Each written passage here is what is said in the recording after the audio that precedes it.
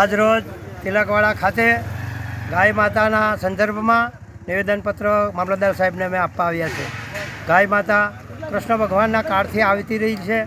જેના ઘરે ગાય અને તુલસી એના ઘરે વૈદ્ય ના જાય. એટલે ગાય માતાનું સંવર્ધન થાય, ગાય માતાની હત્યા ના થાય એના માટેનો સર્વ ભારત દેશના લોકોએ આગ્રહપૂર્વક એને નમસ્કાર કરીને ના પાડવાની છે. સાથે સાથે ગાય માતા ખેતીમાં જબરદસ્ત આપણને ઉપયોગી છે. આજે ગાય આધારિત ખેતી કરવા માટે સમગ્ર ભારત દેશ આજે આપણા રાજ્યપાલ શ્રી પણ ગાય માતાના ગોબર અને ગૌમૂત્રથી દવાઓ બનાવીને ખેતી કરવા માટે પ્રસિદ્ધ થયા છે.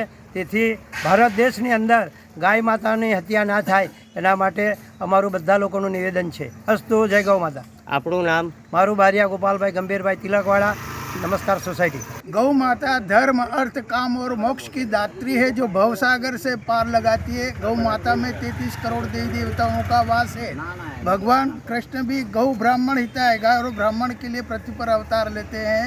गौ माता को राष्ट्रीय माता घोषित करे. गौ माता की जय. आपका नाम? हेमंत कुमार देवी शंकर जी जोशी.